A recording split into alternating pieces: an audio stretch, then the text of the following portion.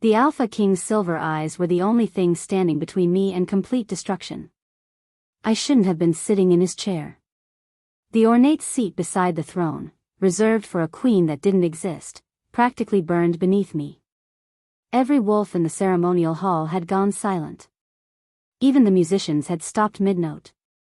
But going back meant facing Marcus Cole, and I'd rather face a monster king than the man who just ripped my heart out in front of 300 witnesses. Let me back up.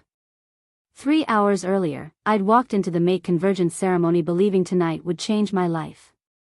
I was right, just not the way I'd imagined.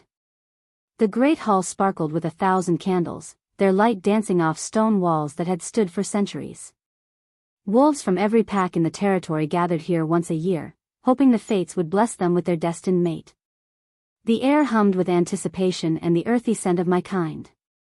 I stood with the other unmated wolves, my heart hammering against my ribs. At 23, I'd almost given up hope. Omegas like me didn't often find mates among the higher ranks. We were the healers, the nurturers, the ones who kept packs running smoothly while alphas and betas claimed glory. Then I felt it. The bond snapped into place like a rubber band pulled too tight, sudden and impossible to ignore. Heat flooded my chest, racing outward until my fingertips tingled. My wolf surged forward, recognizing her other half. Mate. I turned, searching the crowd, and found him immediately. Marcus Cole. Beta of the Silver Crest Pack, with his dark hair and strong jaw. Handsome enough to make my breath catch. Powerful enough that I should have known better. Our eyes met across the hall. For one perfect moment, I saw recognition flash in his gaze. He felt it too. Then his expression went cold. Marcus walked toward me with measured steps. The crowd parted for him, whispers following in his wake.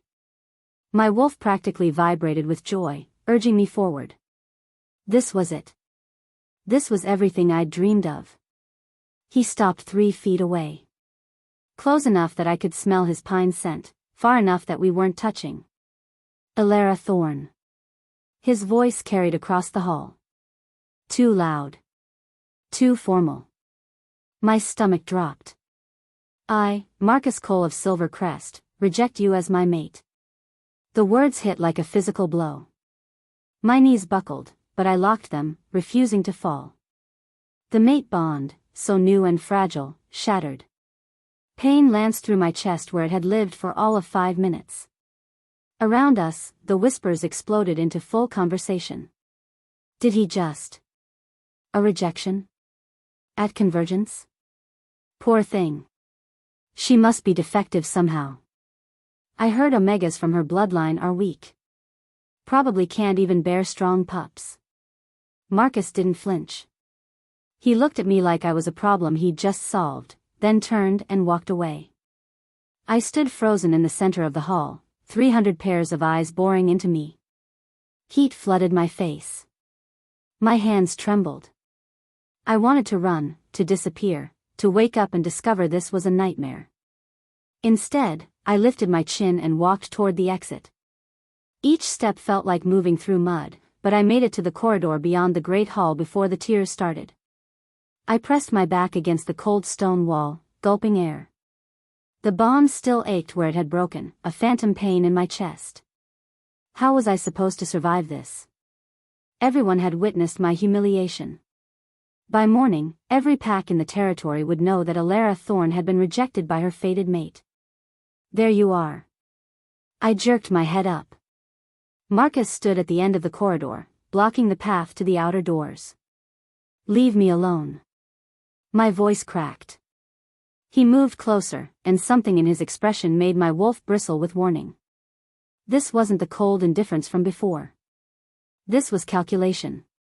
We need to talk, he said. I think you said everything in front of 300 witnesses. Don't be dramatic. He stopped just inside my personal space.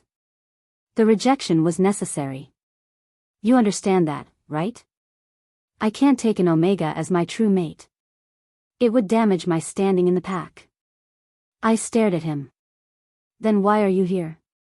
Because the bond is real, Elara. I felt it too. He reached out, fingers grazing my arm. I jerked away. We can still have something. You could be mine, just, quietly. No formal bond, no public claim. But I'd take care of you. Provide for you. Understanding crashed over me like ice water. You want me as your mistress. I want us both to be happy. His smile didn't reach his eyes. You'd have everything you need. And when I do take a proper mate, an alpha or strong beta, you'd still have a place in my life. Get away from me. His expression hardened. Don't be stupid. You think you'll get a better offer? You're a rejected Omega now. Damaged goods. I'm giving you a chance to salvage something from this disaster. I said no. Marcus's hand shot out, gripping my wrist hard enough to bruise. You'll come to me willingly, or I'll make you. One way or another, Elara, you're mine. The bond doesn't just disappear because I rejected it publicly. I still feel the pull. And I always get what I want. Fear spiked through me. His eyes had gone wolf, his grip iron. I was strong for an Omega, but he was a trained warrior. If he decided to take what he wanted here and now. Music swelled from the great hall. The formal presentations were starting. The Alpha King would be taking his throne. The Alpha King. Dante Blackwood. The Monster King, they called him. Ruthless, cold, unmated. Rumors said he'd killed his own father to take the crown. That he showed mercy to no one. That his enemies disappeared without a trace.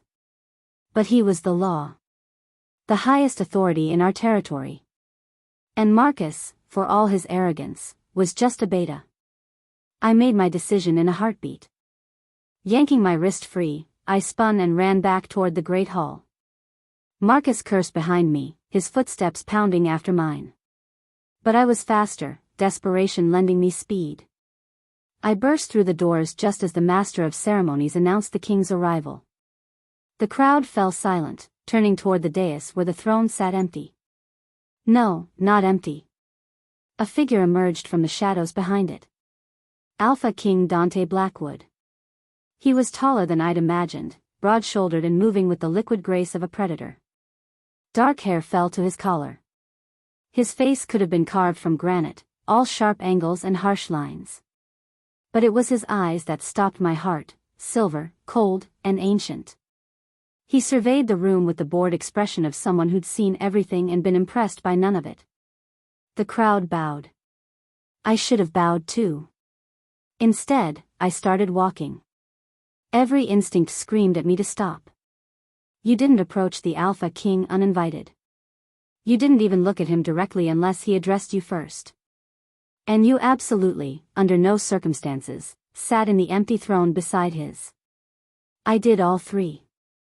The crowd's collective gasp was deafening. I climbed the dais on shaking legs, my heart trying to beat out of my chest. The empty throne loomed before me, its carved wood dark with age and power.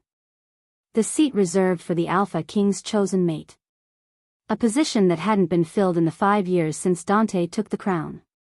Behind me, Marcus had frozen at the hall entrance, his face pale. Good. Let him watch. I turned and sat down. The throne was hard beneath me, too large for my frame. I felt like a child playing dress-up.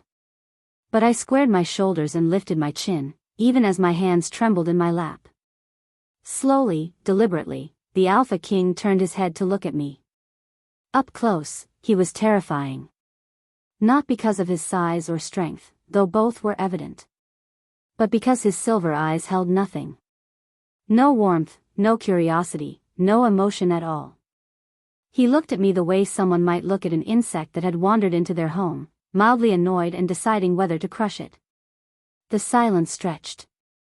No one moved. No one breathed. Finally, he spoke, his voice a low rumble that seemed to resonate in my bones. Bold move, little Omega. His gaze raked over me, assessing, calculating. Give me one reason why I shouldn't have you removed. This was it. My one chance. I met his silver eyes and prayed my voice wouldn't shake. Because I need protection from my rejected mate, I whispered, just loud enough for him to hear. And you need someone who isn't afraid to sit beside a monster. Something flickered in those silver depths. Surprise? Amusement? It vanished before I could identify it.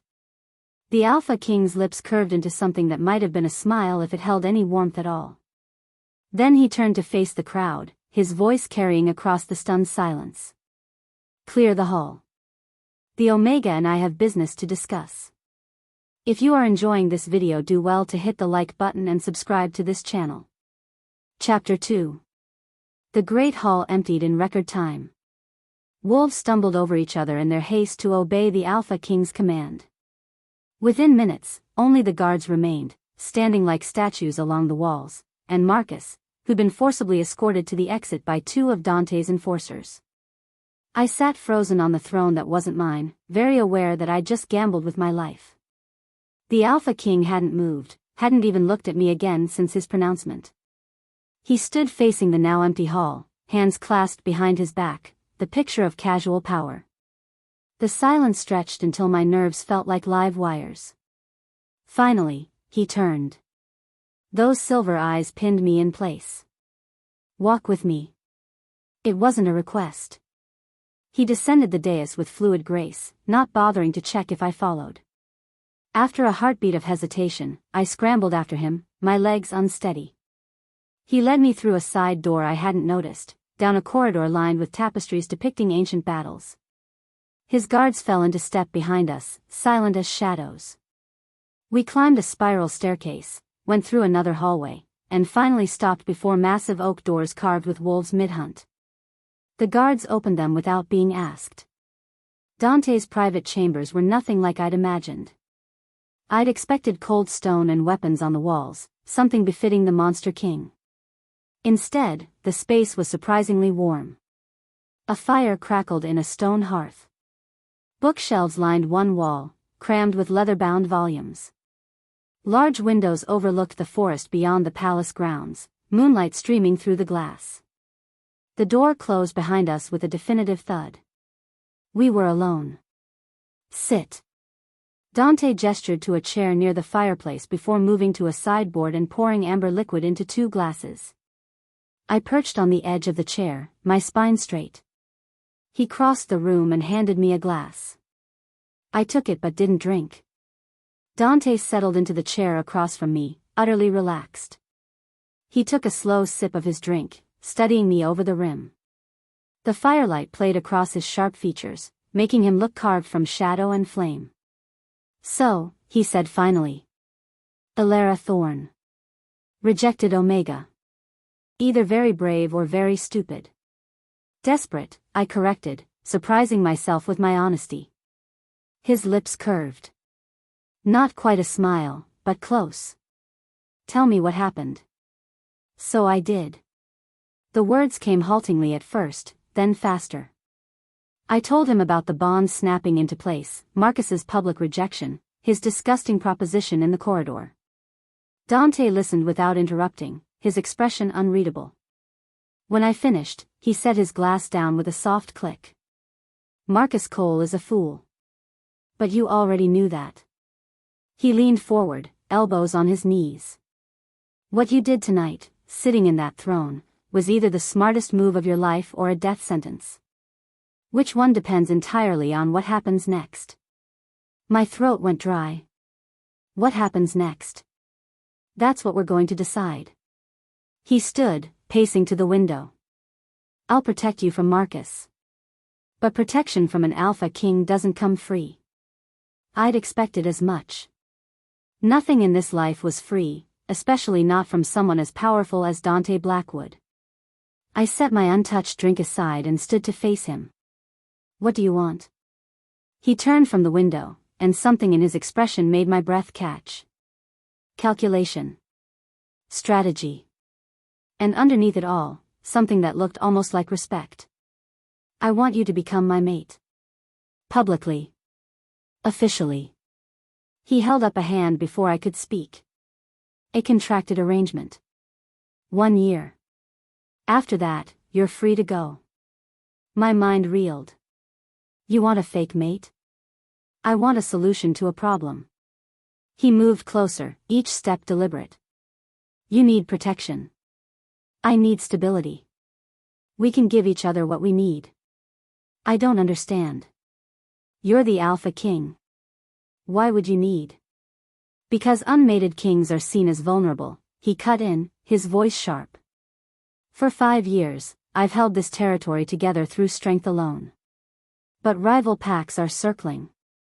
Alpha Ronin of the Northern Pack has been pushing his daughter at me for months. The Eastern Coalition is questioning my ability to produce heirs. They see an unmated king as a temporary problem to be solved. He stopped directly in front of me, close enough that I had to tilt my head back to meet his eyes. You need me, and I need the appearance of stability. It's business, nothing more. Business.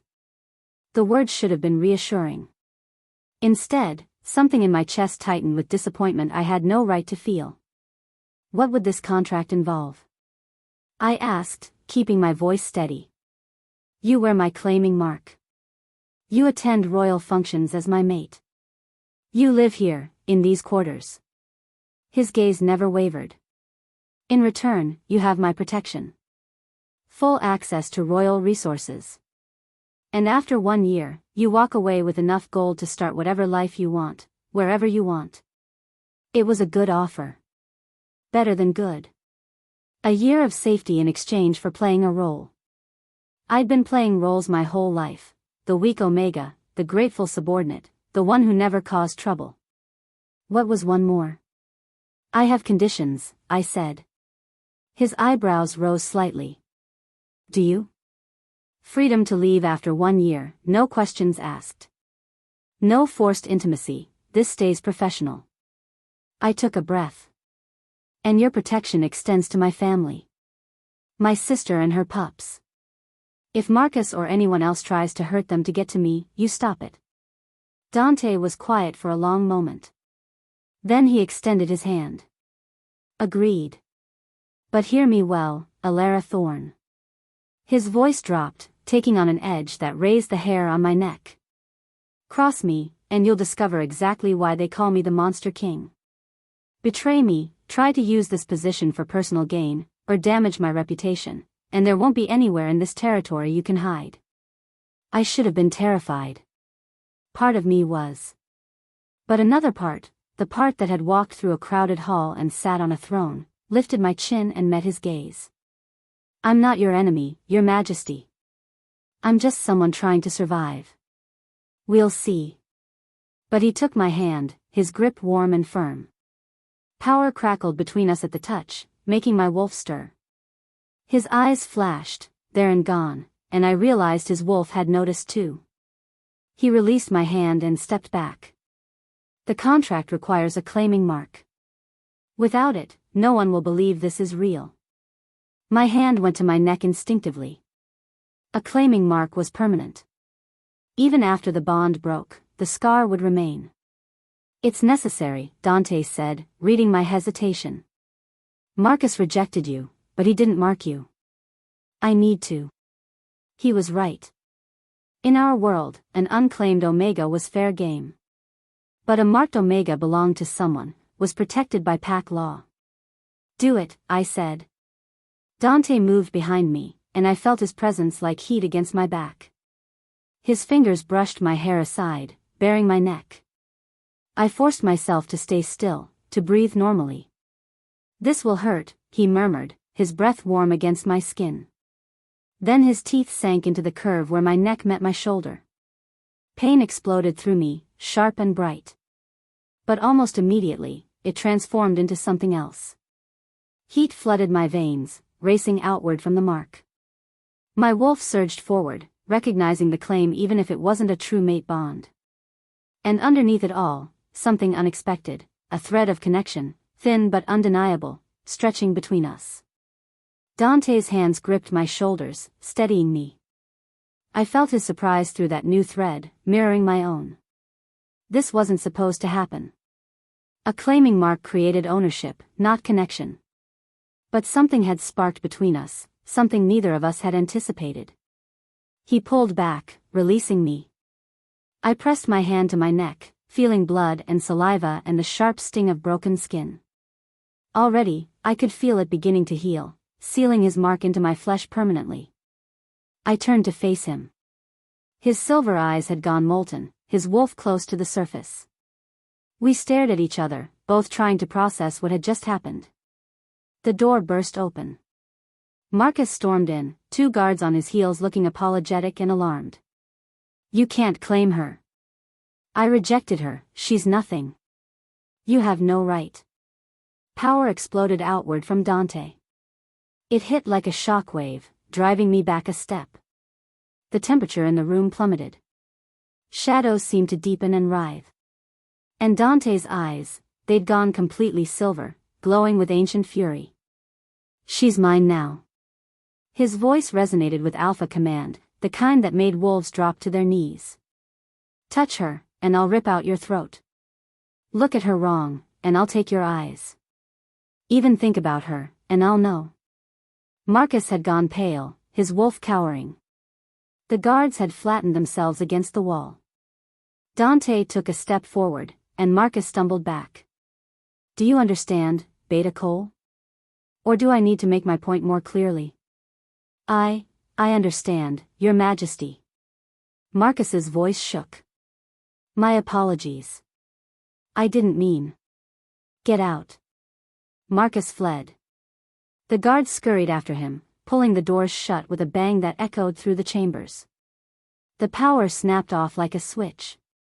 Dante turned back to me, his expression settling into its usual cold neutrality. But I'd seen what lay beneath now, the monster they named him for, the predator that made grown alphas wet themselves. He moved closer, and I held my ground despite every instinct screaming at me to run. You just made yourself a target, he said quietly, his voice almost gentle. Everyone who wants to destroy me will come for you first.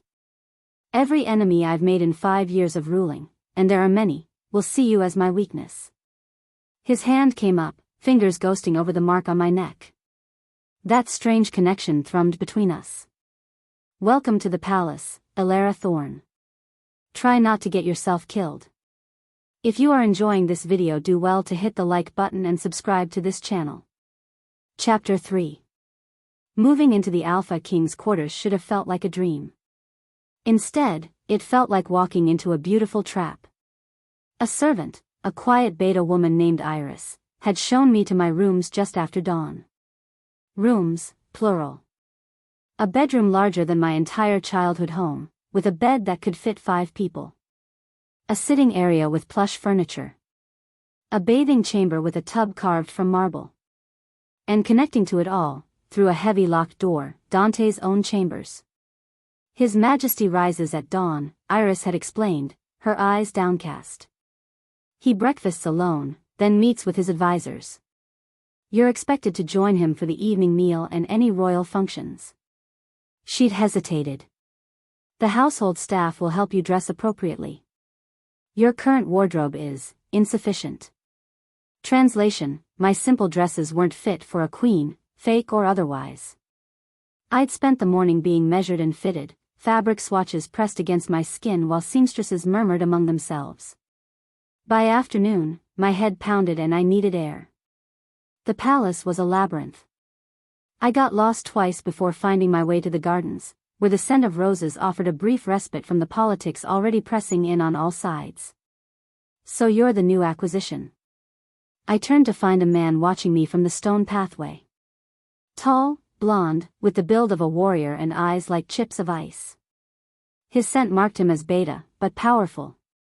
Very powerful. I'm Elara, I said carefully. I know who you are. Everyone knows who you are. He moved closer, circling me like a predator assessing prey. I'm Kieran. The king's beta and head of his personal guard. Which means your safety is now my problem. Not exactly a warm welcome. I didn't realize I was a problem. Anyone who gets close to the king is a problem. He stopped in front of me, his expression hard. I've kept him alive for 5 years. Survived 3 assassination attempts, 2 coups, and more political schemes than I can count. Then you walk in, sit on a throne, and now I'm supposed to believe you're his mate? It's complicated. I'm sure it is. His eyes narrowed. Here's what's not complicated. You hurt him, betray him, or put him at risk in any way, and contract or not, I'll kill you myself. Before I could respond, a woman's voice cut through the tension. Kieran, darling. Threatening the new queen already? How very predictable. The woman who glided toward us wore power like a second skin. Tall, dark-haired, beautiful in a sharp-edged way. Her dress was emerald silk that probably cost more than I'd made in a year. Everything about her screamed nobility and danger. Lady Morgana, Kieran said, his tone cooling further. I was just introducing myself. I'm sure. Morgana's dark eyes swept over me, assessing and dismissing in one glance. So this is our new queen. A rejected Omega. How quaint. The word dripped with disdain. I'd heard that tone before, from wolves who thought Omegas were weak, lesser. Usually, I let it slide. But something about this woman made my spine straighten. Temporary queen, I corrected. And yes, I'm an Omega. Is that going to be a problem? For you? Probably. She smiled, but it held no warmth. The court can be quite challenging for those unprepared for its demands. I do hope you survive it. She swept past, leaving a trail of expensive perfume and veiled threats. Kieran watched her go, his expression unreadable. Lady Morgana has been the king's chief advisor for 3 years. She's brilliant, ruthless, and has been trying to get him to mate with her niece since he took the throne. I'm guessing she's not thrilled about me. That would be an understatement. He turned back to me. Watch yourself around her. And around everyone else in this palace. Trust is a luxury you can't afford. That evening, I learned exactly what he meant. The royal dining hall was impressive, long table, crystal chandeliers, enough food to feed a small army. Dante sat at the head, and I'd been placed at his right hand. The position of honor, or the hot seat, depending on your perspective. Around the table sat various pack leaders and their mates, all dressed in finery that made my new dress feel inadequate despite its obvious expense. They watched me with expressions ranging from curious to hostile. Dante had barely acknowledged me when I entered, just a slight nod before returning to his conversation with an older alpha about border disputes. Professional distance, I reminded myself. That was the arrangement. So, said the woman across from me, a beta with sharp features and sharper eyes. You're the Omega who caught our king's attention. How unexpected. Her mate, an alpha from the Western pack, smirked. I heard she threw herself at him during Convergence. Quite the spectacle. Heat flooded my face, but I kept my voice level. I asked for his protection. He agreed. That's all. Protection from her own rejected mate, another woman added, her tone saccharine. How tragic. Though I suppose when you're that weak, you need someone strong to hide behind. I took a sip of wine, using the moment to steady myself. Don't engage. Don't give them ammunition. I think it's romantic, a younger alpha's mate offered, though her smile didn't reach her eyes. A rejected Omega finding love with the most powerful wolf in the territory. Like something from a fairy tale. Fairy tales aren't real, dear, the first woman said. And rejected Omegas are rejected for a reason. Bad bloodlines, weak constitutions, inability to produce strong pups. Ladies, Dante's voice cut through the conversation like a blade. Perhaps we could discuss something other than my mate's personal history. The table fell silent. I felt his gaze on me but kept my eyes on my plate. The conversation shifted to safer topics, territory politics, trade agreements, the upcoming winter hunts. I ate quietly, trying to ignore the occasional barbed comment tossed my way. Then the beta woman leaned forward, her voice carrying clearly. Tell me, Elara, where exactly do you come from? Your bloodline must be quite something for the king to overlook your circumstances. The Riverside pack, I answered. Nothing special. No, I suppose not. Though I did hear your mother died young. Some sort of illness, wasn't it? Weak blood running through that line. The wine glass in my hand cracked. I set it down carefully, aware that everyone was watching. My mother had died when I was 12, not from illness, but defending our pack from rogues. She died a hero, and this woman was reducing her to gossip fodder. Something inside me snapped. I looked up, meeting the beta's gaze directly. For just a moment, I felt heat behind my eyes, a flash of power I didn't understand. The woman flinched, though she tried to hide it. My mother, I said quietly, died protecting her pack from an attack your Western pack ignored pleas for help with. She fought 6 rogues alone while waiting for reinforcements that never came. So before you question her bloodline, perhaps question why your pack values politics over honor. Silence crashed over the table. The beta woman's face went red, then white. Her mate stared at his plate. Around the table, expressions shifted, some uncomfortable, others impressed. I turned to Dante. Forgive me, Your Majesty. I seem to have lost my appetite. May I be excused? Those silver eyes studied me, and I could have sworn I saw approval flash through them. Of course. I stood, managed a polite nod to the table, and walked out with my head high. The gardens were dark and cool, the perfect place to calm my racing heart. I'd defended my mother's honor, but I'd also just insulted a visiting Pax Alpha. Dante would probably hear about it.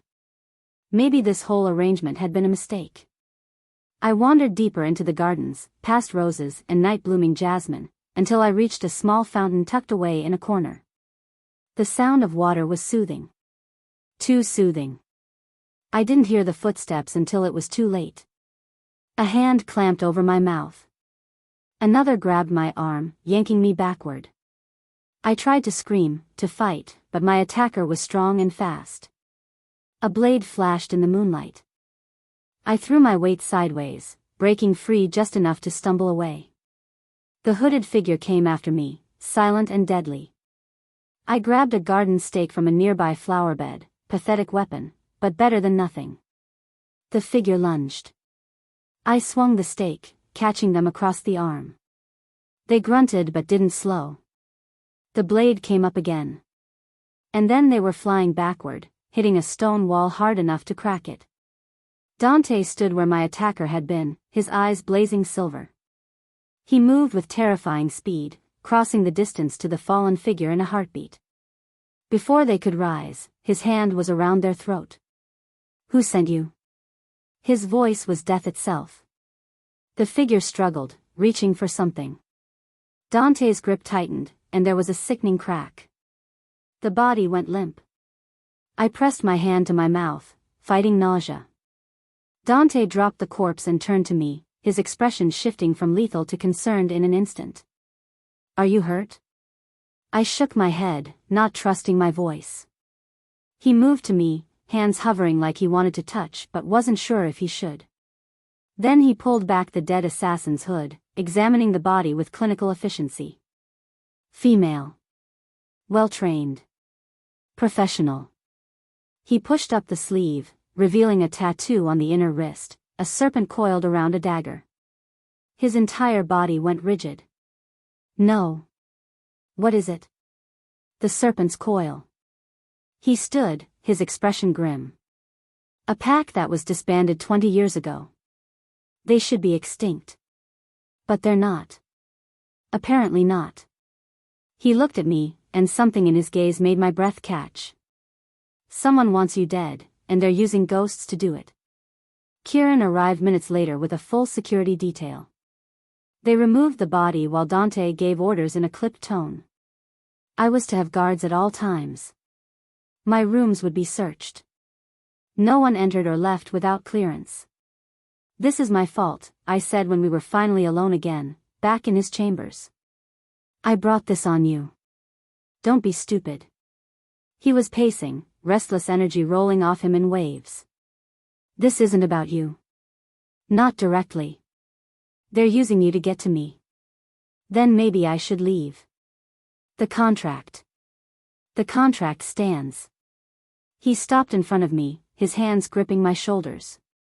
You're under my protection now. That means something. I looked at my torn dress, the dirt on my hands, and realized I was shaking. Delayed shock setting in. Dante's expression softened. Sit. Let me see if you're hurt. I'm fine. Sit. I sat. He knelt in front of me, his hands gentle as they checked my arms, my wrists. There were scratches I hadn't noticed, bruises forming where the assassin had grabbed me. He retrieved a medical kit from a cabinet and began cleaning the wounds with careful efficiency. His touch was surprisingly gentle for someone called a monster. Why do you care? The question slipped out before I could stop it. The contract says nothing about keeping me alive. His hands stilled. When he looked up, something flickered in those silver eyes, something raw and almost vulnerable. No one harms what's mine, he said quietly. Contract or not. The intensity in his gaze made my heart skip. This was supposed to be business. Professional. Nothing more. So why did it suddenly feel like everything? Later, alone in my rooms, I tried to sleep. Failed. The attack kept replaying in my mind, the blade, the hooded figure, how close I'd come to dying. I got up, intending to get water, and noticed something on my dresser that hadn't been there before. A folded piece of paper, sealed with wax I didn't recognize. My hands trembled as I broke the seal and unfolded it. The message was written in precise, careful script. They rejected you to keep you weak. Your blood is the key. Trust no one, not even the king. I read it twice, 3 times. The words didn't change. My blood is the key. What did that mean? I looked at the door connecting my room to Dante's. Light showed beneath it, he was still awake. Trust no one, not even the king. I folded the letter and hid it in my dresser, my mind racing. Someone had been in my room. Someone knew things about me I didn't even know myself. And they were warning me against the one person I just started to trust. Chapter 4. I couldn't stop thinking about the letter. Your blood is the key. 3 days had passed since the attack. 3 days of constant guards, suspicious looks, and questions I couldn't answer. Dante had interrogated every servant, every guard, anyone who might have accessed my rooms. No one admitted to leaving the letter. Which meant someone very good at staying hidden wanted me to know something. I waited until the 3rd night, when exhaustion finally claimed my guard's attention. Iris had mentioned the palace archives once, old records kept in the Eastern Tower. If answers existed about my bloodline, about what made me the key, they'd be there. The corridors were dark and silent as I slipped from my rooms. I'd memorized the route, counting doorways and turns. Left, then right, down the servants' stair, through the old gallery. The archive door was locked, but the mechanism was old. I'd watched my sister pick locks as a teenager, usually to sneak out and meet boys. My hands shook, but the lock clicked open. Inside, the archives smelled of dust and old paper. Moonlight filtered through high windows, casting everything in silver. Shelves stretched into darkness, packed with ledgers, scrolls, and bound records dating back centuries. Where did I even start? I pulled down the nearest volume, census records from 50 years ago. Nothing useful. I tried another, then another. Pack lineages. Trade agreements. War treaties. Then I found it, tucked between records of disbanded packs, the moon-blessed registry. My hands trembled as I opened it. The pages were yellowed, the ink faded. But the words were clear enough. The moon-blessed bloodline represents the rarest form of Omega evolution. Unlike common Omegas, moon-blessed possess abilities that rival or exceed Alpha strength, enhanced healing, emotional influence, and in rare cases, the ability to command other wolves regardless of rank. I read faster, my heart pounding. These gifts made them invaluable, and dangerous. Throughout history, moon-blessed Omegas have been both revered and feared. Many were forced into political alliances. Others were hunted by those who saw their power as a threat to traditional pack hierarchy. The next section made my blood run cold. In the year of our king's ascension, a coordinated attack was launched against remaining moon-blessed bloodlines. The Silvercrest family, last known carriers of pure moon-blessed heritage, was systematically eliminated. Alpha Victor Thorne reported the death of Elara Silvercrest and her daughter in a rogue attack. Elara Silvercrest. My mother's maiden name. But I wasn't dead. I was here, reading about my own supposed death. My father, Alpha Victor Thorne, had reported us dead. He'd hidden us, changed our names, suppressed whatever power I might have inherited.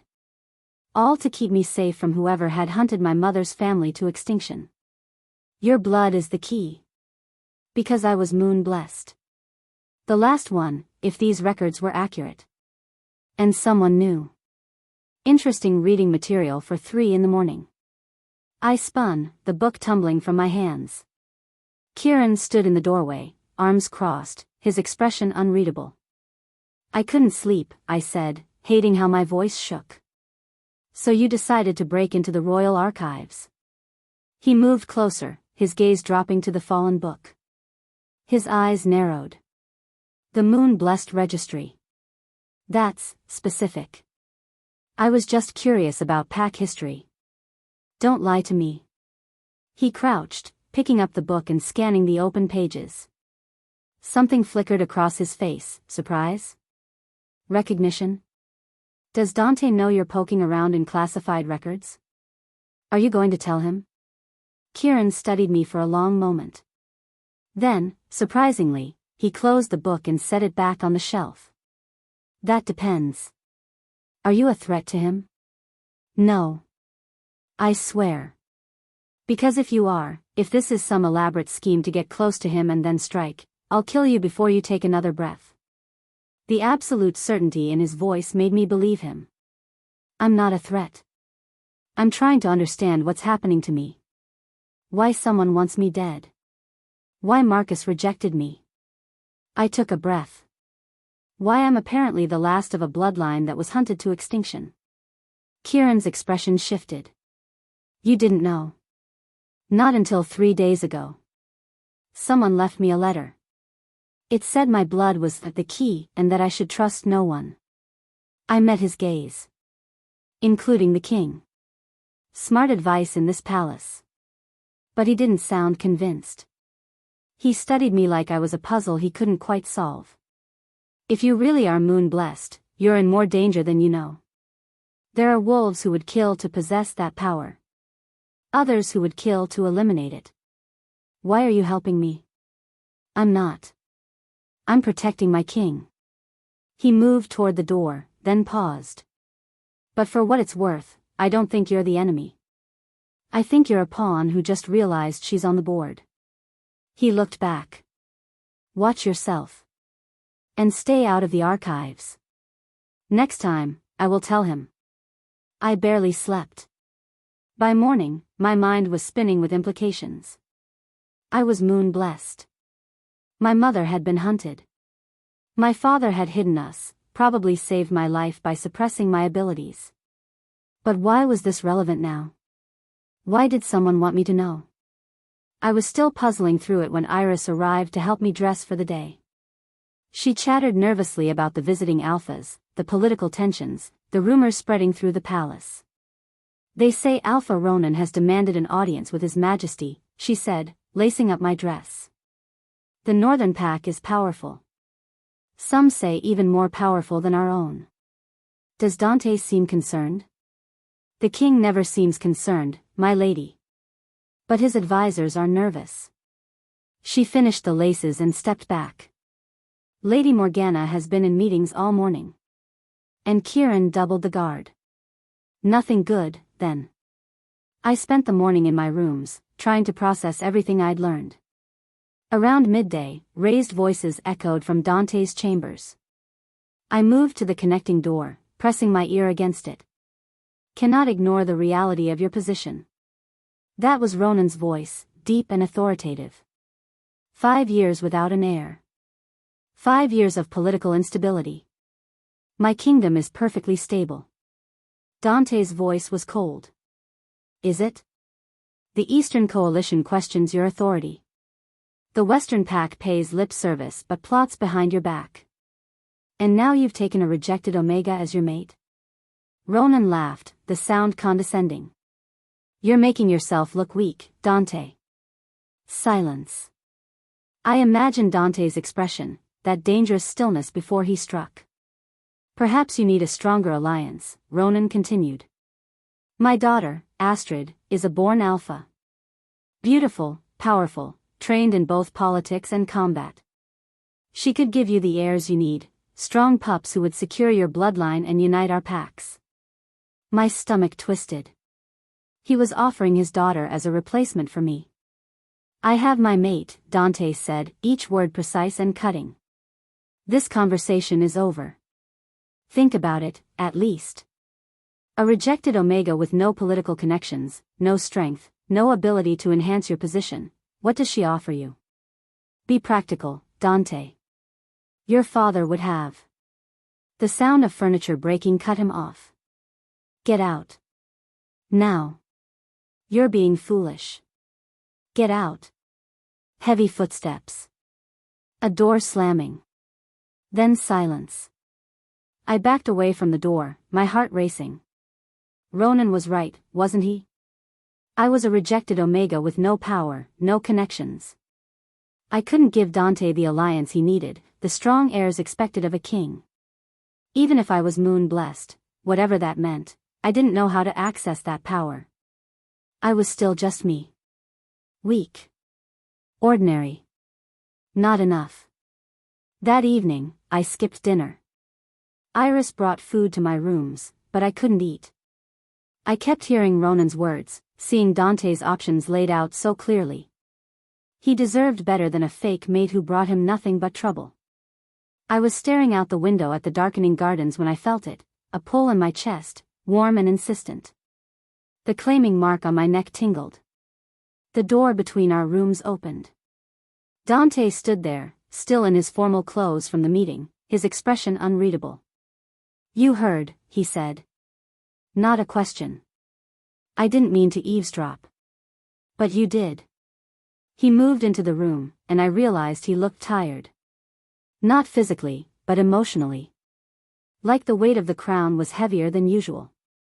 And now you're wondering if Ronan was right. Wasn't he? I turned to face him. You need a strong mate. Someone who can give you heirs and alliances and stability. I can't do any of that. You think I don't know what I need? His voice was quiet, but something dangerous lurked beneath it. You think I haven't calculated every angle, every political advantage? Then why keep me? The contract is business, you said so yourself. If there's a better option. He crossed the distance between us in 3 strides, his hands gripping my shoulders. You're not an option. You're my mate. A fake mate. For 1 year. Is that what this still feels like to you? His silver eyes blazed. Because it stopped feeling fake to me the moment I marked you. My breath caught. The mate bond between us pulsed, stronger than ever. I could feel his emotions bleeding through, frustration, possessiveness, and underneath it all, something that felt dangerously like genuine feeling. I didn't expect this to feel real, he said quietly, his hands gentling on my shoulders. The contract was supposed to be simple. Protection for you, stability for me. Political theater. He laughed, but there was no humor in it. But then you sat in that throne with your chin up and your eyes blazing, and I thought, here's someone who doesn't scare easily. Here's someone interesting. Dante. And then you defended your mother's honor in front of visiting dignitaries. And survived an assassination attempt without falling apart. And every day you walk through this palace with everyone whispering about you, judging you, and you don't break. His thumb brushed my cheek. You're stronger than you know, Elara. Stronger than most alphas I've met. I wanted to believe him. But doubt still gnawed at me. Ronan was right about one thing. I can't give you heirs. I can't strengthen your position. You already have. He tilted my chin up, forcing me to meet his gaze. Every wolf in this territory is watching to see if I'll cave to political pressure. If I'll set you aside for a more advantageous match. And when I don't, when I keep you despite the criticism, I'm showing them that I make my own choices. That I don't bend to their expectations. That's still just politics. This isn't. He leaned closer, his forehead nearly touching mine. The mate bond sang between us, and I could feel his heart racing, matching my own. Tell me you don't feel this. Tell me the bond is just a mark on your neck and nothing more. I couldn't. Because he was right. Somewhere between the contract and now, something had shifted. The connection between us had deepened into something real and terrifying. His lips were inches from mine. All I had to do was close the distance. But fear froze me. This wasn't supposed to happen. We had 1 year, then I'd leave. Getting attached would only make it hurt more when the time came. I pulled back. I can't, we shouldn't. Hurt flashed across his face, there and gone. He released me, stepping back and rebuilding that wall of cold indifference. Of course. Forgive me.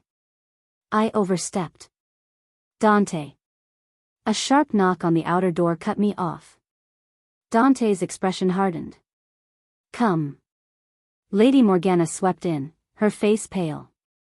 Your Majesty, we have a situation. What now? She glanced at me, then back to Dante. Marcus Cole has filed a formal challenge of claim. He's demanding Elara back, and by pack law. She paused. You must fight him to keep her. Chapter 5. The blood drained from my face. He can't do that. He rejected me. Actually, he can. Morgana's smile was sharp as broken glass. The challenge of claim is ancient law. If a wolf believes their fated mate was claimed under duress or deception, they can challenge the new bond. Marcus is arguing that you manipulated the king into marking you. That's absurd, Dante said, his voice deadly calm. She asked for protection. I granted it. Which Marcus claims was coercion on your part. Morgana pulled a scroll from her robes, handing it to Dante. He's filed with the Council of Alphas. They've approved the challenge. The fight takes place in 3 days, during the blood moon. Dante scanned the document, his jaw tightening. The council approved this in less than a day? Someone greased palms. Undoubtedly. Marcus has backing. Morgana's eyes flicked to me. Powerful backing, if he's bold enough to challenge the Alpha King. My legs felt weak. I sank into the nearest chair. If you lose. I won't lose. Dante's certainty should have been reassuring, but I'd seen Marcus fight during pack training. He was younger, faster, and had nothing to lose. But if you do, I pressed, what happens to me? Morgana answered. By law, you return to Marcus as his companion. Not mate, he rejected that bond. But you'd be under his protection and authority. His property, in other words. My stomach churned. This won't happen. Dante tossed the scroll aside. Marcus Cole is a decent fighter, but I've killed wolves twice his skill. 3 days is more than enough time to prepare. Your Majesty. Morgana's voice took on a careful tone. There are ways to avoid this fight. Marcus might withdraw his challenge if offered appropriate compensation. No. The word cracked like a whip. I don't negotiate with wolves who threaten what's mine. Morgana's expression flickered with something I couldn't read. As you wish. I'll inform the council you accept the challenge. She glided toward the door, pausing at the threshold. Do try not to die, Your Majesty.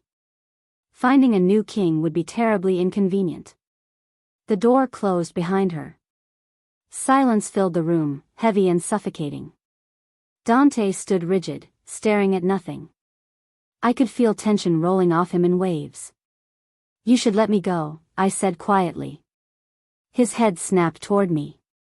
What? Let Marcus have what he wants.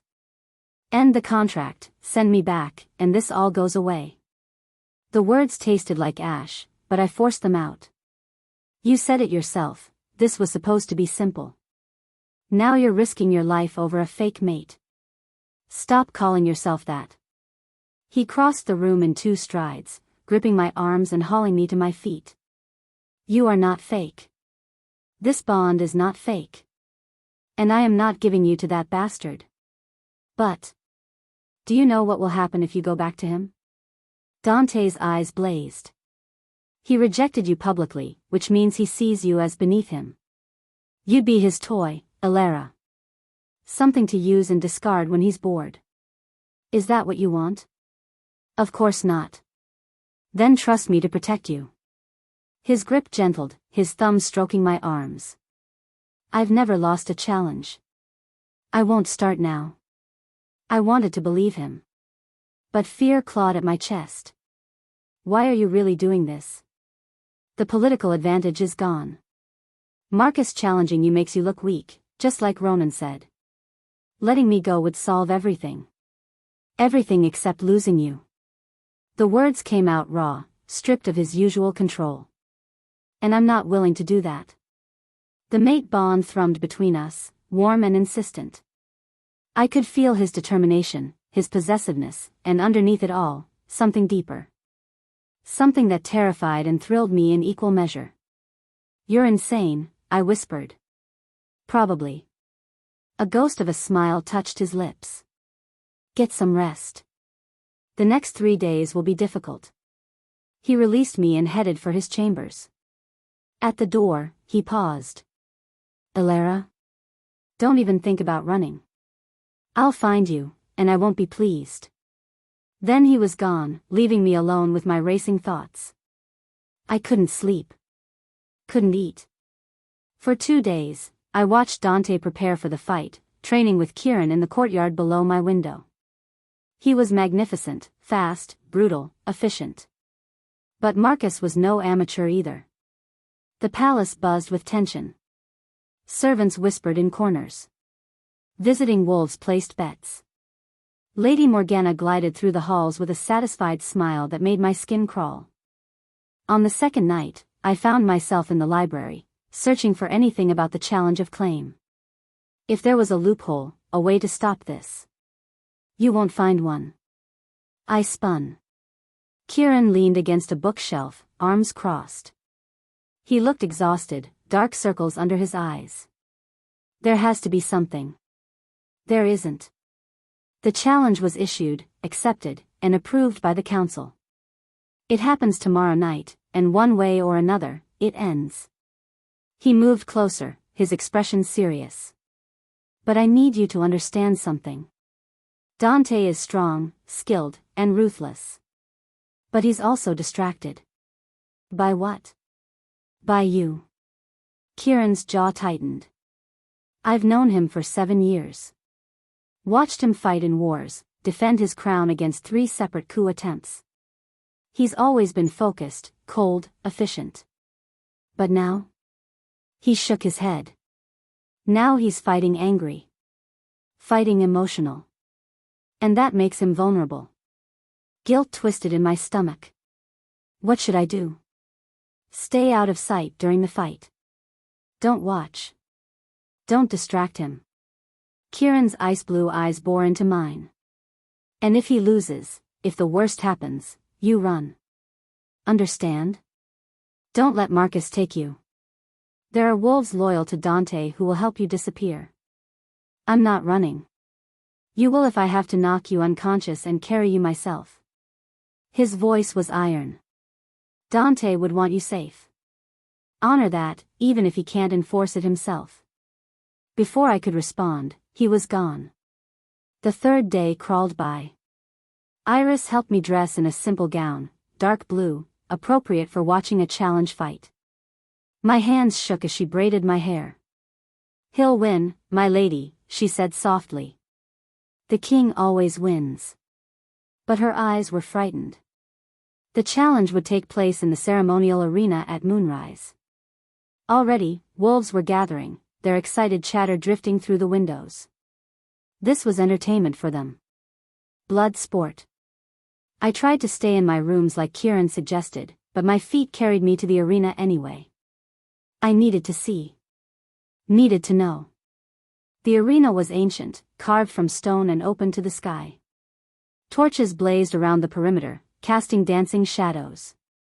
Hundreds of wolves filled the stands, alphas, betas, omegas, all waiting for the blood moon to rise. I found a spot in the back, hood pulled low. No one noticed me in the chaos. The crowd roared as Dante entered the arena. He wore simple fighting clothes, his chest bare, muscles coiled with lethal grace. His eyes scanned the crowd, looking for me, I realized. But he didn't find me in my hiding spot.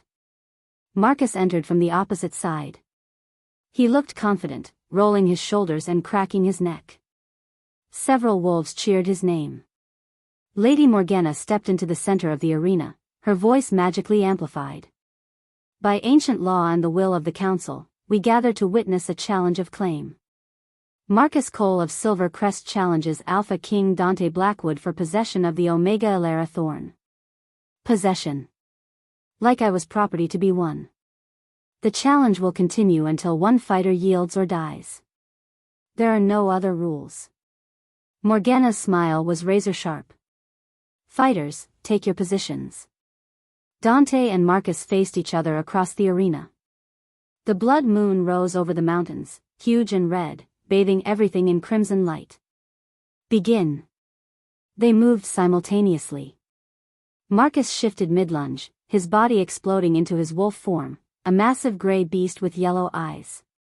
His jaws snapped for Dante's throat. Dante didn't shift. He dodged with inhuman speed, his fist connecting with Marcus's ribs. The crack echoed across the arena. Marcus yelped but recovered quickly, circling. The fight became a blur of violence. Marcus used his wolf form's advantages, speed, fangs, raw power. Dante fought as a man, using technique and precision to counter the wolf's fury. Blood splattered the arena floor. I couldn't tell whose. Marcus got a lucky strike, his claws raking across Dante's shoulder. The crowd roared. Dante staggered but didn't fall. His eyes flashed silver, and I felt his power surge through our bond. Then I saw it, Marcus wasn't fighting fair. His movements were too coordinated, too strategic. Someone had trained him specifically to fight Dante. Someone who knew the king's patterns. My eyes found Morgana in her place of honor. She watched the fight with hungry intensity, leaning forward slightly. This was a setup. Marcus lunged again, and this time Dante caught him midair. They went down in a tangle of limbs and fur.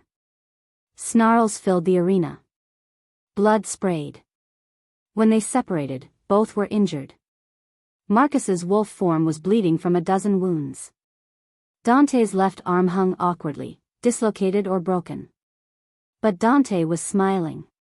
That cold, terrible smile that promised death. Is that all? He asked, his voice carrying despite the chaos.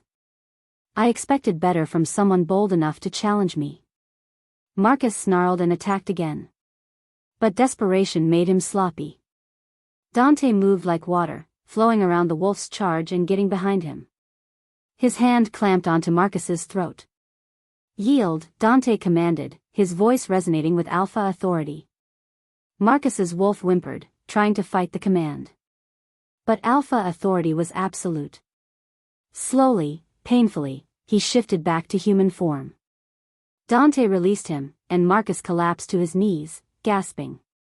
The challenge is over, Dante announced, turning to face the crowd. Elara Thorn is mine. Anyone who questions that can challenge me next. Silence. Then, slowly, the crowd began to cheer. I sagged with relief. He'd won. We were safe. Then Marcus moved. I saw it before anyone else, the flash of silver in his hand, the knife he'd hidden. He lunged at Dante's unprotected back. Dante! I screamed, my voice lost in the noise. But Dante heard me through the bond. He spun, catching Marcus's wrist. The knife clattered away. For a moment, they froze. Then Dante's hand tightened, and Marcus's wrist snapped with a sickening crack. "Cheater," Dante said softly. "You know what happens to cheaters." His other hand shot out, fingers digging into Marcus's chest. There was a wet, tearing sound. Marcus's eyes went wide. Blood bubbled from his lips. Dante pulled his hand back, holding Marcus's still beating heart. The body dropped. The crowd fell silent.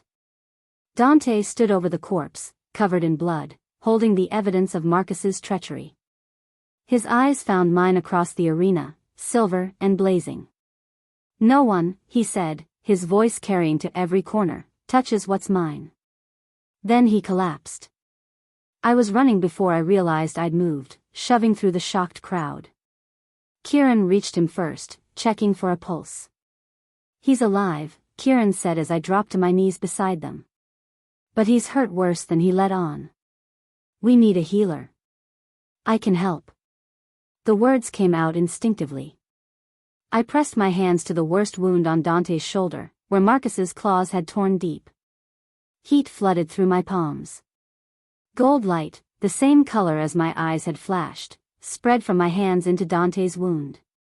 I watched, stunned, as flesh knit together, blood flow stopped, bones realigned. Around us, wolves gasped. Kieran's eyes went wide. I just revealed myself as moon-blessed in front of everyone. Dante's eyes fluttered open, focusing on me. "You're glowing," he murmured. "You're an idiot," I shot back, tears streaming down my face. Taking on a wolf in shifted form while staying human. Had to make it interesting. He tried to sit up, winced. "Did I win?" "You killed him." "Good." His hand found mine, squeezing gently. "You screamed my name. I heard you through the bond." Before I could respond, Lady Morgana's voice cut through the moment. "How extraordinary. A moon-blessed Omega, hidden in plain sight." She stepped closer, her smile sharp as glass. "I don't suppose you'd like to explain how the last of an extinct bloodline ended up as our king's mate?" Every eye in the arena turned to me. The secret I'd discovered just days ago was now public knowledge. And from the calculating looks on the faces around me, I just painted an even bigger target on my back. Dante struggled to his feet, putting himself between me and Morgana. "The Omega is under my protection. Her bloodline is none of your concern. On the contrary, your majesty. A moon-blessed queen changes everything." Morgana's eyes glittered. "The council will have questions. Many questions." Kieran moved to Dante's other side, hand on his weapon. Around us, the crowd murmured, some excited, others frightened. I stood slowly, meeting Morgana's gaze. Whatever happened next, I wouldn't cower. "Let them ask," I said, surprised by the steadiness in my voice. "I have nothing to hide." Morgana's smile widened. "We'll see about that." She turned and swept from the arena, leaving chaos in her wake. Dante swayed, and I caught his arm. "We need to get you to your chambers." "In a moment." He cupped my face with his good hand, his thumb brushing my cheek. "Thank you. For the warning. For the healing. For being stubborn enough not to stay hidden. You're welcome. Now move before you bleed out." He laughed, the sound rough but genuine. Then his expression turned serious. "They know what you are now. Things are going to get more dangerous." "I know.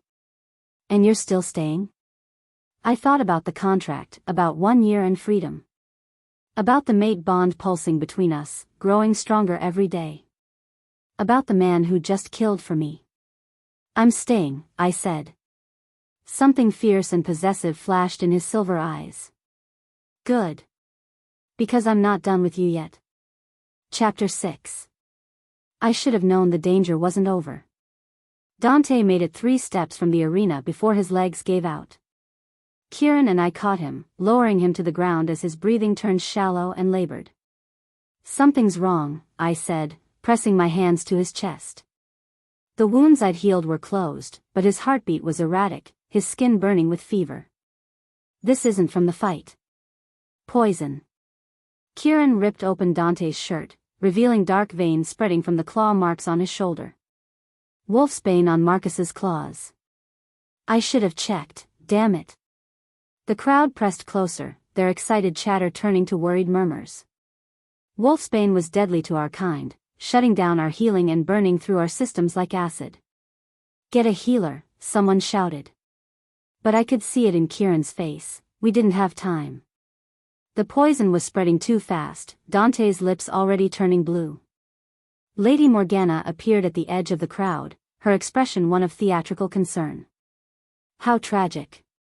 The king, felled not by honorable combat but by treachery. Her eyes found mine. Of course, by law, if the challenged mate cannot complete the fight, the Omega reverts to the challenger's claim. My blood ran cold. Marcus is dead. But his second can claim the victory in his stead. She gestured, and a wolf I recognized from Silver Crest Pack stepped forward, Marcus's younger brother, Derek. Derek Cole has the right to claim you, as his brother's heir. Derek's smile was cruel.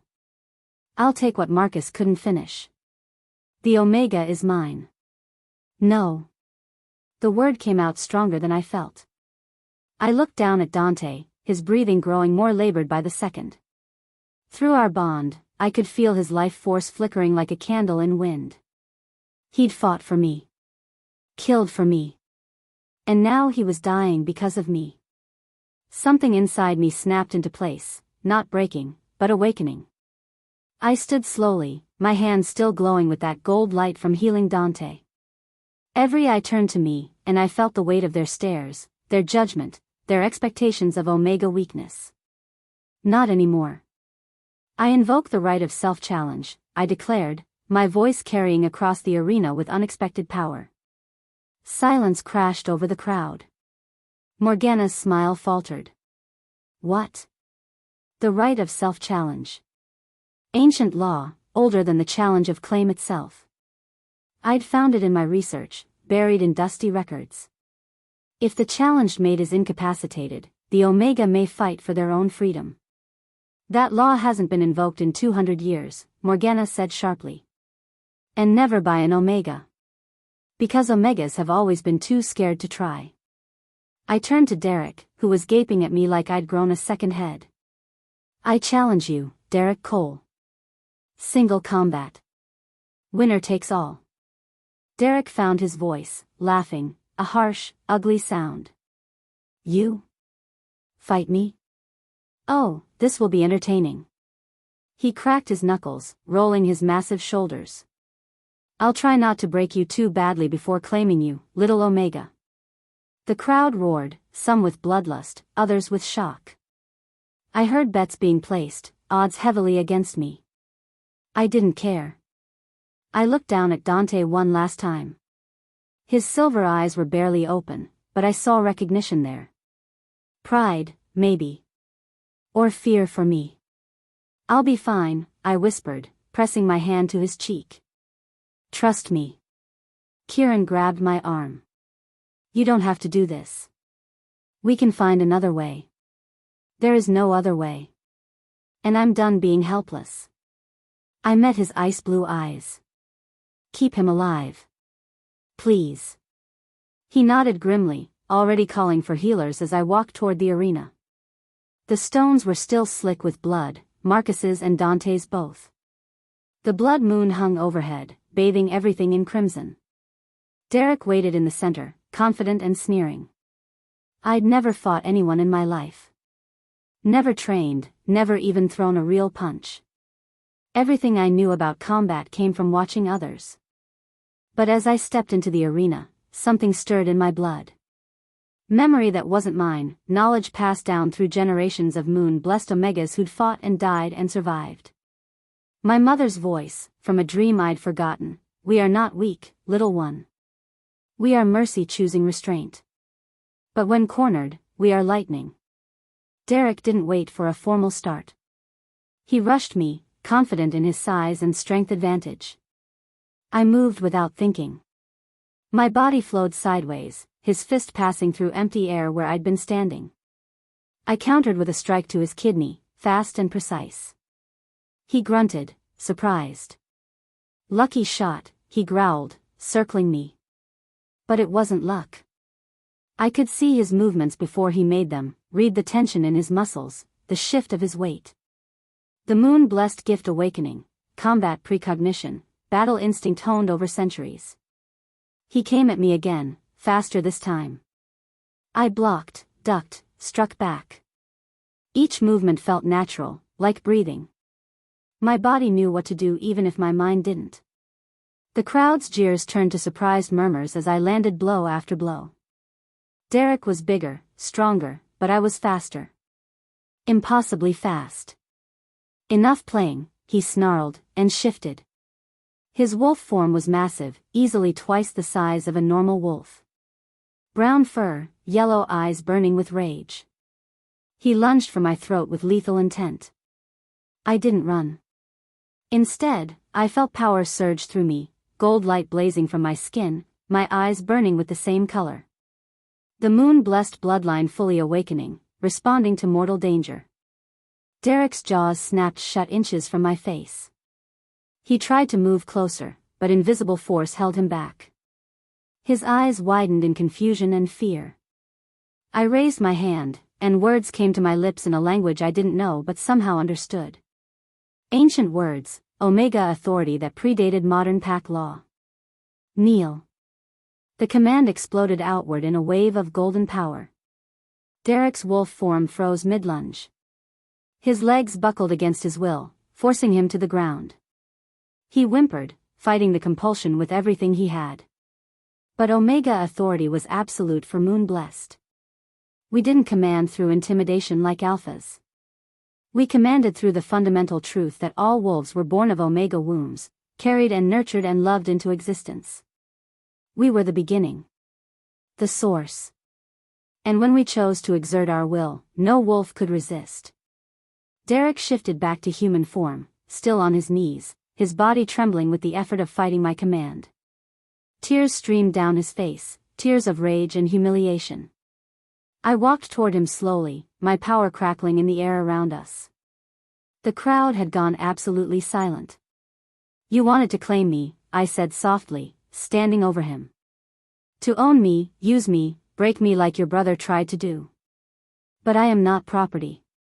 I leaned down, my hand gripping his chin and forcing him to meet my blazing golden eyes. I reject your claim. I reject every claim made by wolves who see Omegas as lesser. I am moon-blessed, last of my bloodline, and I belong to no one but myself. I released the command. Derek collapsed fully, gasping and shaking. Yield, I said simply. I yield, he choked out. I yield. The crowd erupted. Some cheered, others looked terrified. I'd just done the impossible, an Omega defeating an alpha wolf in single combat using gifts most thought were extinct. I turned away from Derek's broken form, searching the crowd for Kieran and Dante. And found Lady Morgana standing at the arena entrance, slow clapping with a smile that made my blood run cold. Magnificent, she purred, moving toward me. Absolutely magnificent. I had suspected, of course, but to see it in action. She circled me like a predator. Tell me, Elara, when did you first realize what you were? A few days ago. I kept my voice steady despite my exhaustion. The power drain from using Omega authority was intense, my legs shaking. What do you want, Morgana? Want? Oh, child. I don't want anything. Her smile widened. I already have everything I need. You see, I've been waiting for you for 20 years. Waiting for the last moon blessed to reveal herself. Ice flooded my veins. What are you talking about? Did you really think Marcus rejected you by accident? That he just happened to decide you weren't worthy? She laughed, the sound echoing across the arena. It was all orchestrated, dear girl. We needed you desperate enough to seek the king's protection. Needed you close to power so that when your gifts awakened, you'd be exactly where we wanted you. We? Morgana pulled back her sleeve, revealing a tattoo on her inner wrist, a serpent coiled around a dagger. The serpent's coil. No, I breathed. Oh yes. Morgana's eyes glittered with triumph. I've been embedded in Dante's court for 3 years, waiting for this moment. The assassin who attacked you? My doing, to speed up your awakening. The challenge of claim? I suggested it to Marcus, knowing it would force your power to surface. Around us, her guards, wolves I'd thought were loyal to Dante, moved into position, surrounding the arena. Not Dante's wolves at all, but Serpent's Coil operatives. You've been working against Dante this whole time, I said, horror dawning. Against? No, dear. I've been working toward a greater purpose. She gestured grandly. 20 years ago, my pack was cursed by a moon-blessed Omega we tried to control. She died rather than serve us, and with her dying breath, she bound our power. Made us weak, scattered, hiding in the shadows. She moved closer, her voice dropping to a whisper. But the curse can be broken. All it requires is the blood of another moon-blessed, willingly given, or forcibly taken. I tried to run, but my exhausted body betrayed me. Morgana's guards grabbed my arms before I'd taken 3 steps. Let me go. I struggled, trying to summon that Omega authority again, but I'd drained myself fighting Derek.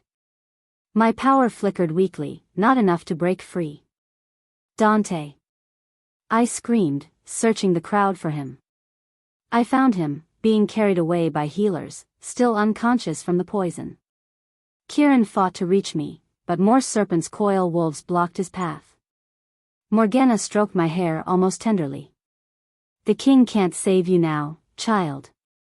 He's barely clinging to life, and by the time he wakes, if he wakes, you'll already be dead and your blood will have freed my pack from bondage. She leaned in close, her breath hot against my ear. Your bloodline ends tonight, Elara Thorn.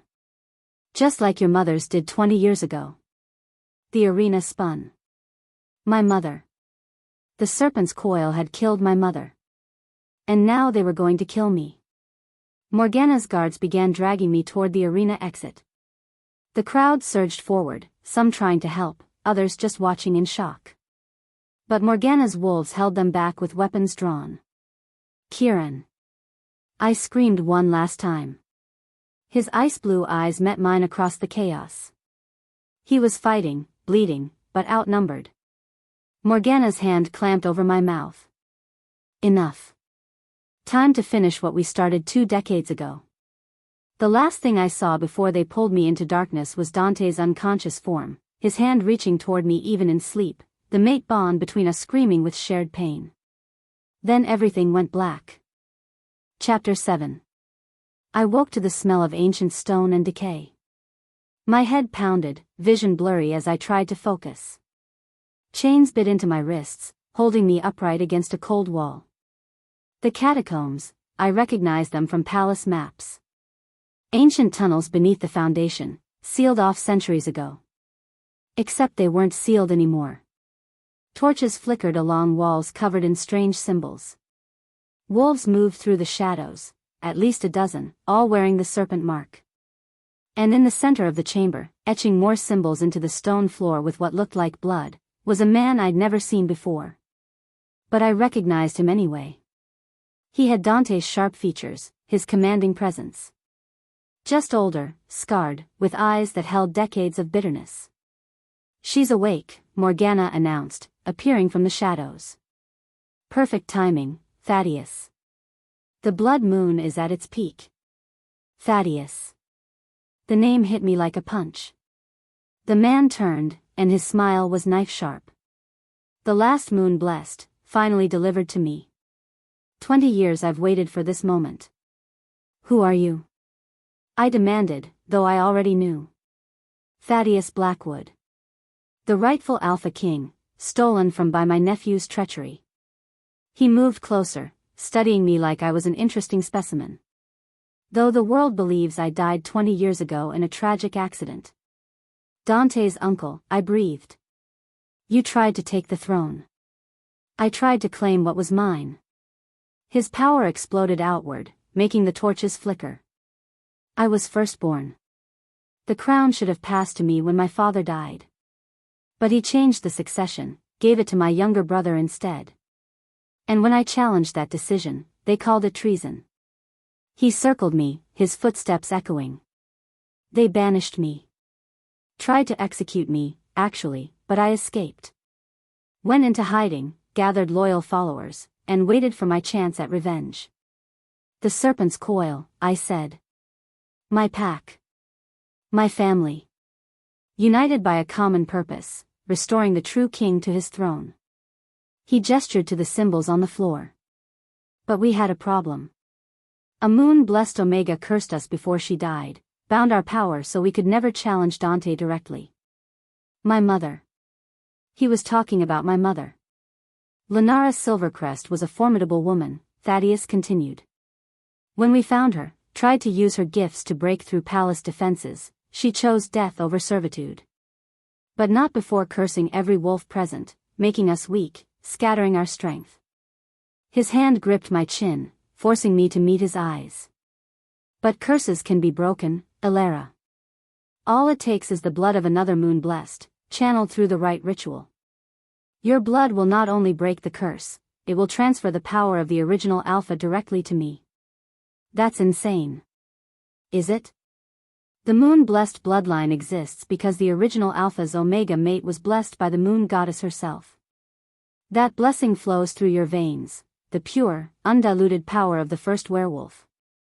His smile widened. Imagine it. Me, with that ancient power combined with my own. I'll be unstoppable. Dante's reign ends, and a true king rises. He'll kill you, I said with more confidence than I felt. Dante will find me. Dante is dying from wolfsbane poisoning. Morgana appeared beside Thaddeus, her expression smug.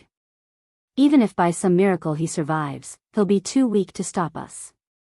The ritual takes only minutes, and by the time anyone realizes where you are, you'll be dead and will be unstoppable. Thaddeus released my chin, turning to the ritual circle. Marcus Cole was useful, I'll give him that. Weak-minded and easy to manipulate. I told him to reject you, to keep you unaware of your power. An awakened moon blessed is dangerous, better to keep you suppressed, thinking you were just another worthless Omega. Rage flooded through me. The entire rejection was staged. Every moment of it. I needed you desperate enough to seek protection from someone powerful. The Alpha King was perfect, close enough to monitor, isolated enough that when we struck, no one would save you in time. He gestured to Morgana. My dear advisor made sure everything fell into place beautifully. You've been planning this for 20 years? The scope of it was staggering. Closer to 25, but who's counting? Thaddeus picked up a ceremonial knife, its blade inscribed with more symbols. Now, let's begin. This will hurt tremendously, I'm afraid. The ritual requires your blood while your heart still beats, you see. Stopping too soon ruins the transfer.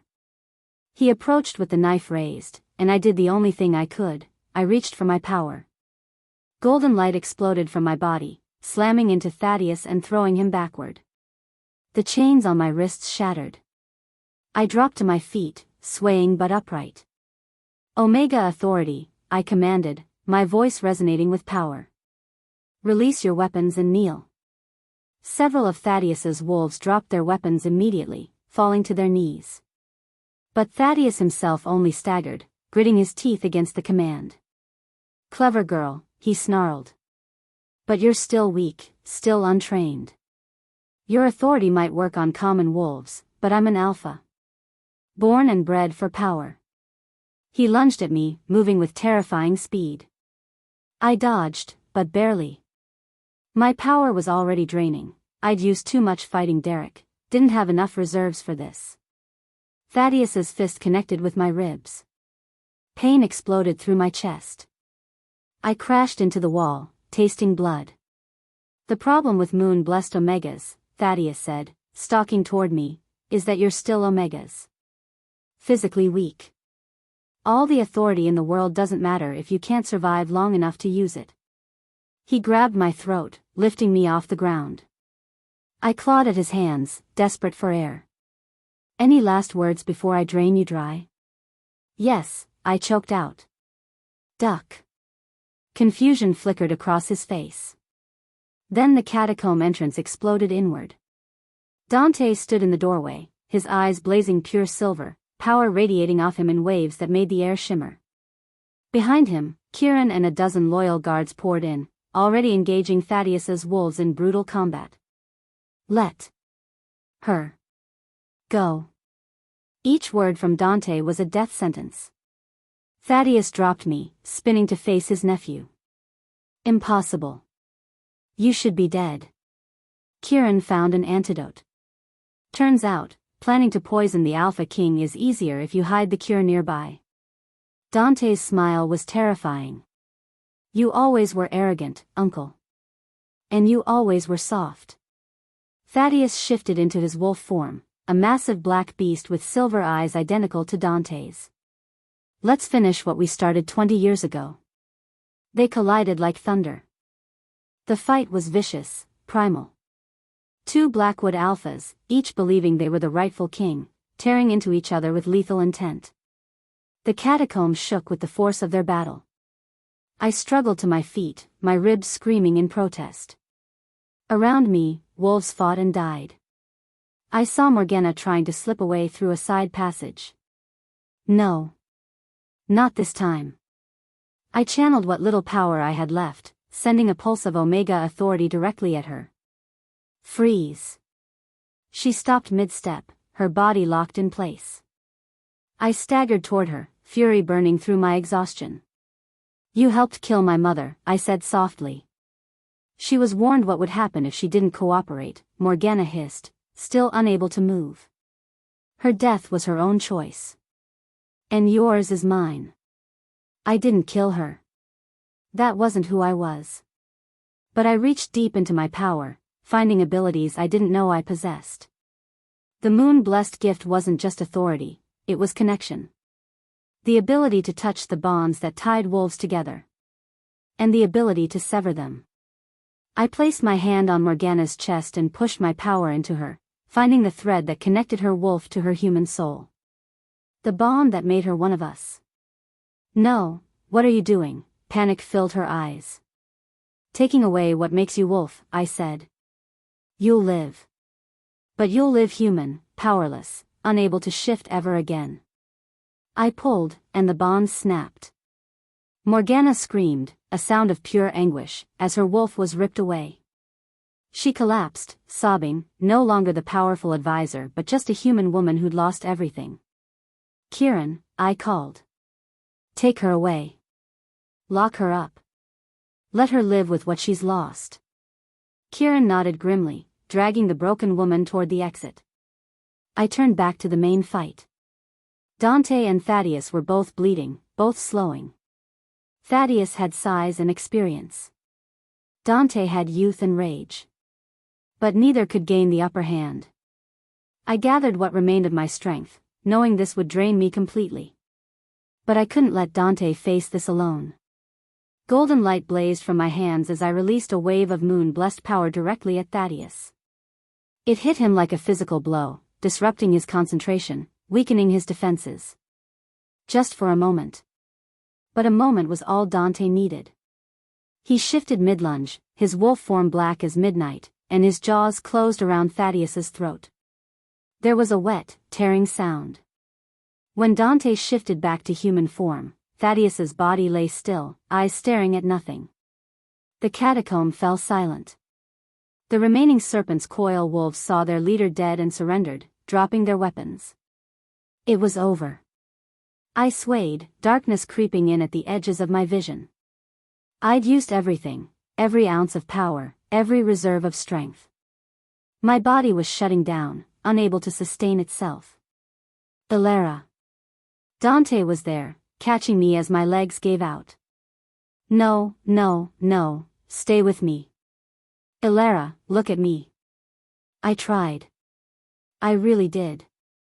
But everything was fading, sound, sight, even the mate bond between us growing dim. Her heartbeats failing, I heard Kieran say from somewhere far away. She's used too much power. The moon-blessed aren't meant to channel this much at once. Then give her mine. Dante's voice cracked with desperation. Take my strength, my life force, whatever she needs. I felt him try to push his alpha power into me through the bond, felt him trying to anchor me to life the same way he had during my healing. But it wasn't working. Moon-blessed power and alpha power were fundamentally different. They couldn't merge, couldn't sustain each other. Don't, I whispered, my voice barely audible. Don't waste yourself. Shut up, he said fiercely, his arms tightening around me. You don't get to save me and then give up. You hear me? You don't get to leave. Contract was 1 year. My vision was almost gone now, everything gray. Didn't even make it a week. Forget the damn contract. His hand cupped my face, and I felt wetness, tears. Dante was crying. I love you, you stubborn, impossible woman. So you're going to stay alive, and we're going to have our year, and then another year, and another. The words wrapped around me like a lifeline. He loved me. The Monster King, who everyone said had no heart, loved me. I tried to hold on to that, tried to let it anchor me.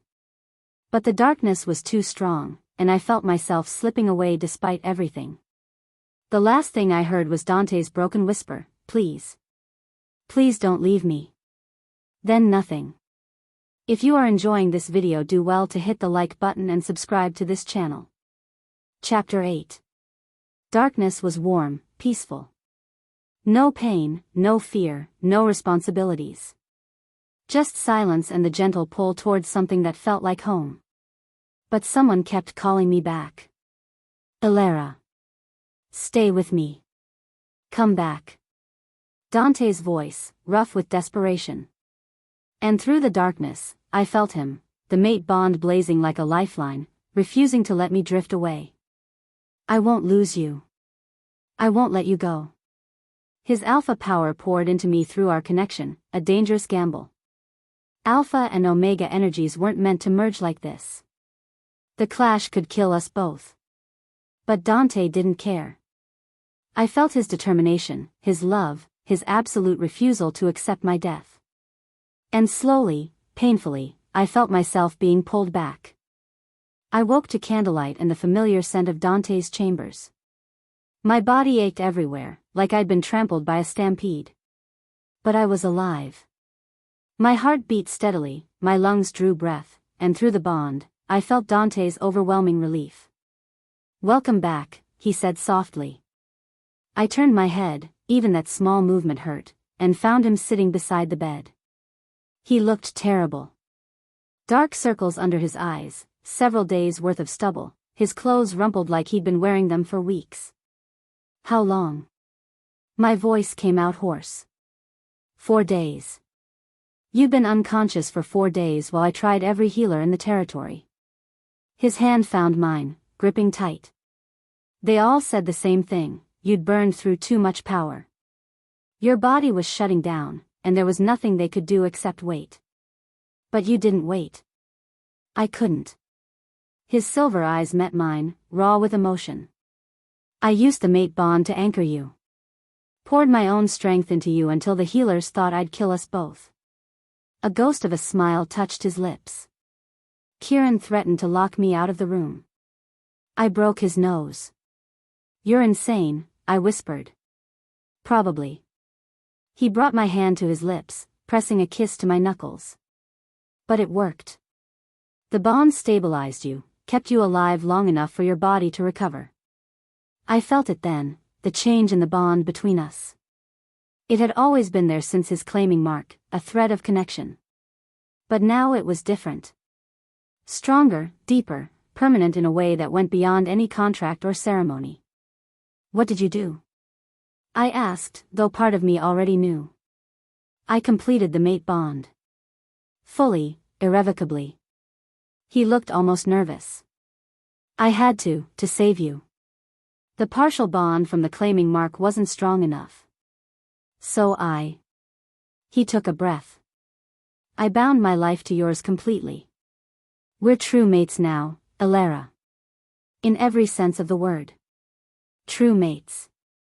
The rarest bond, the strongest connection two wolves could share. Usually it only happened between fated pairs, and even then, only when both parties chose it willingly. You didn't ask me, I said. Pain flickered across his face. I know. I'm sorry. I couldn't let you die. If you want to hate me for making that choice without your consent. I love you too, I interrupted. He froze. What? I heard you. In the catacombs, when I was fading. I managed a smile despite the ache in my body. You said you loved me. That you wanted years together, not just one. I meant every word. Good. Because I love you too. And I'm glad you're a stubborn, impossible man who doesn't know when to let go. I squeezed his hand. Thank you for saving me. Relief and joy flooded through our bond. Dante leaned down, pressing his forehead to mine. Thank you for coming back. We stayed like that for a long moment, just breathing together, alive together. Finally, he pulled back. There's something else you should know.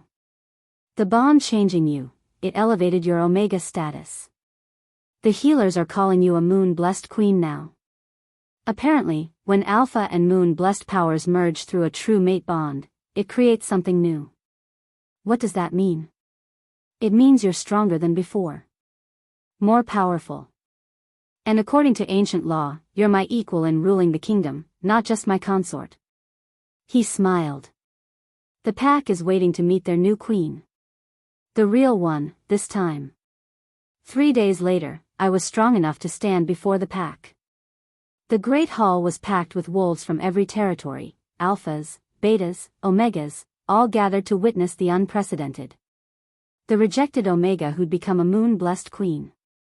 I stood beside Dante's throne wearing a gown of midnight blue, his claiming mark visible on my neck.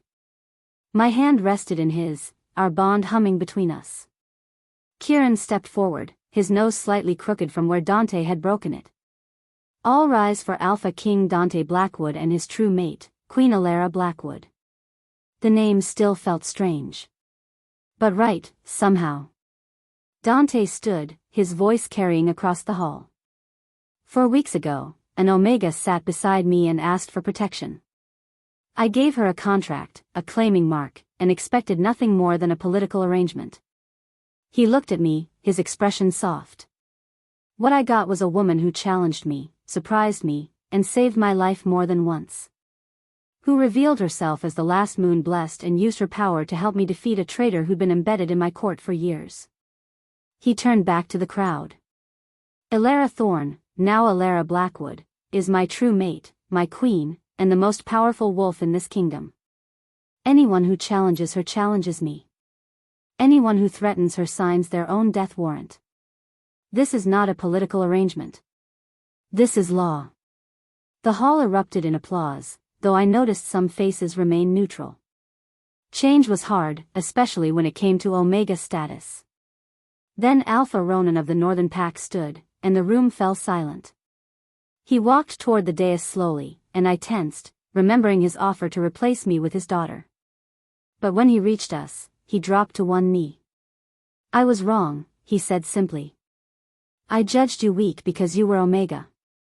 I suggested the king needed a stronger mate because I didn't understand what strength truly means. He lifted his head, meeting my eyes. You fought for your freedom. Saved your mate's life. Defeated enemies with power I've never seen.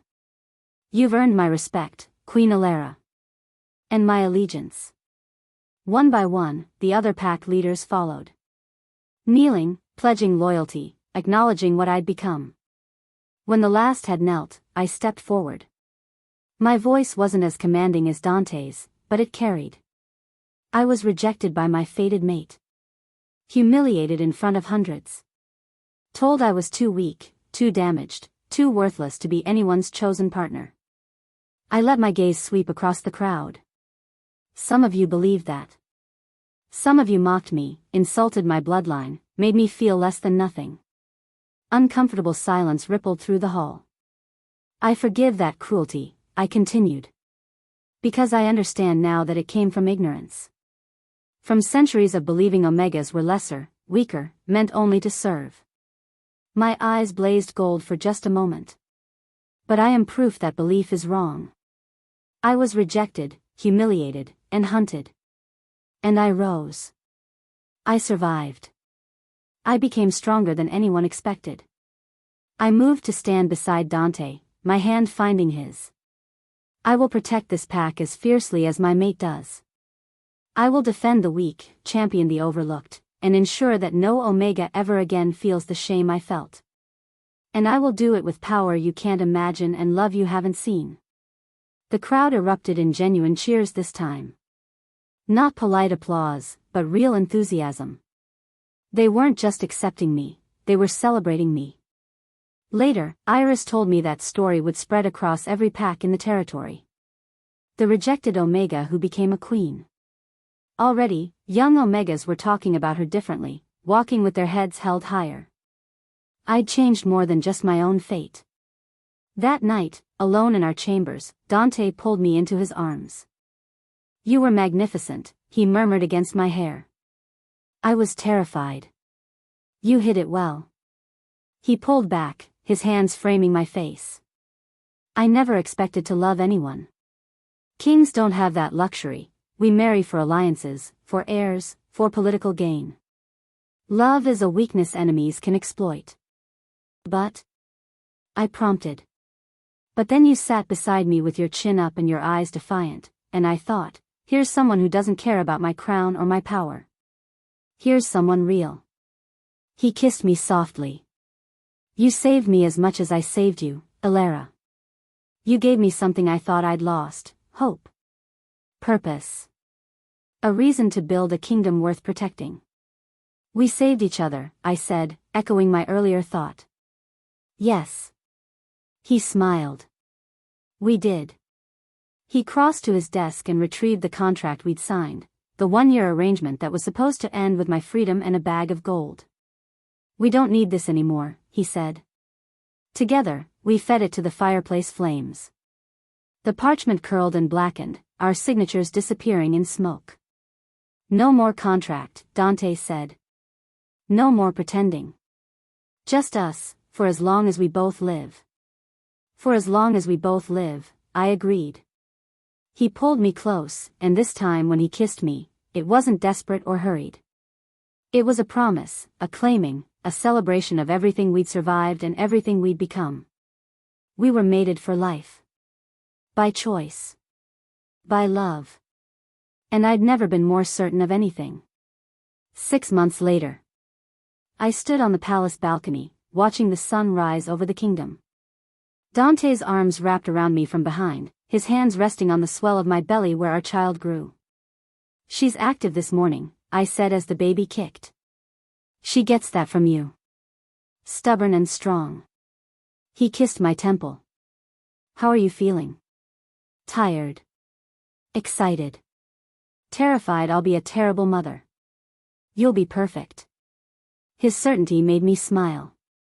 The kingdom had changed in 6 months. The serpent's coil was dismantled, its members either executed or imprisoned.